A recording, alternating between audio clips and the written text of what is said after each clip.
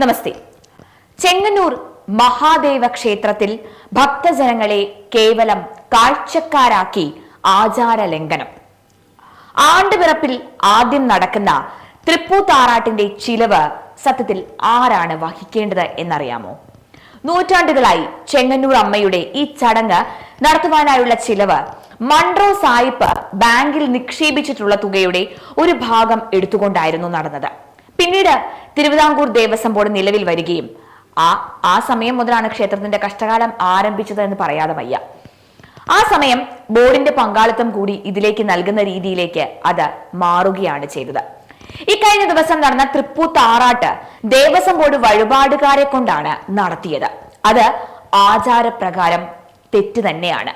അത് ഒരു കീഴ്വഴക്കമായി ഇനി മാറും എന്ന ഉറപ്പുമാണ്. ചെങ്ങന്നൂർ അമ്മയുടെ മാഹാത്മ്യം ലോകത്തെ വിളിച്ചറിയിക്കുന്ന സംഭവമാണ് മൺട്രോ സായിപ്പ് തൃപ്പൂത്ത് ചടങ്ങുകൾ വിലക്കി ഉത്തരവ് ഇറക്കിയതും തുടർന്ന് ദേവീ കോപത്താൽ അദ്ദേഹത്തിന്റെ കുടുംബത്തിൽ വന്നുഭവിച്ച അനർത്ഥങ്ങളും തുടർന്ന് അദ്ദേഹം ദേവിയുടെ സന്നിധിയിലെത്തി മാപ്പു പറഞ്ഞ് അമ്മയ്ക്ക് തങ്കവളകളും ഓഢ്യാണവും സമർപ്പിച്ചത്. തുടർന്നുള്ള കാലങ്ങളിലെ മലയാള മാസ ആരംഭത്തിലെ ആദ്യ തൃപ്പൂത്ത് നടത്തുന്നതിലേക്കുള്ള ചിലവിനായി അന്നത്തെ ബാങ്കിംഗ് സംവിധാനത്തിൽ നിക്ഷേപിക്കുകയും ചെയ്തിരുന്നു. ഇത് ചെങ്ങന്നൂർ നിവാസികൾക്ക് എന്നല്ല, ലോകമെമ്പാടും അറിയപ്പെടുന്ന രേഖാമൂലമായ ഒരു സത്യമാണ്.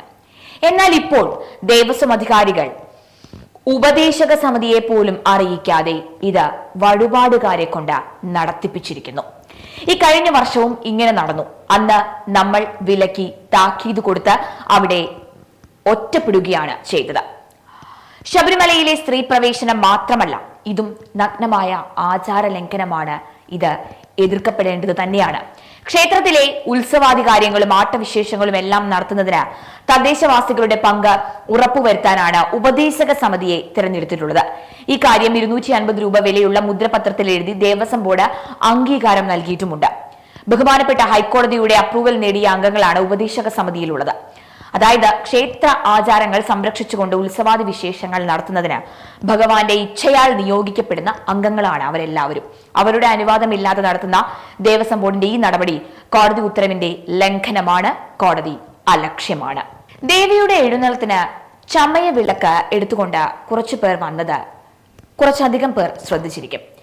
ദേവിയെ ഏതു ഭാവത്തിലാണ് ചമയവിളക്കേന്തി സ്വീകരിക്കുന്നത്? ദാരിക നിഗ്രഹം ചെയ്തിട്ട് മടങ്ങി വരുന്ന സാക്ഷാൽ ഭദ്രകാളിയെയാണ് ചമയവിളക്ക് കാട്ടി സ്വീകരിക്കുന്നത്. മലയാളപ്പുഴ അമ്മയ്ക്ക് ചമയവിളക്ക് എഴുന്നള്ളത്ത് ഉണ്ട്.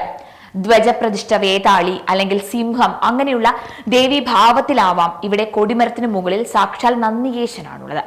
ഇവിടുത്തെ ക്ഷേത്രം അധികാരികൾക്ക് ഇതൊന്നും അറിയില്ലേ? ചെങ്ങന്നൂർ അമ്മ സാക്ഷാൽ ഭുവനേശ്വരി ലളിതാംബികാഭാവം ആണെന്ന്. അതിനും മീതെ ഒരു ദേവീഭാവം ഉണ്ടോ?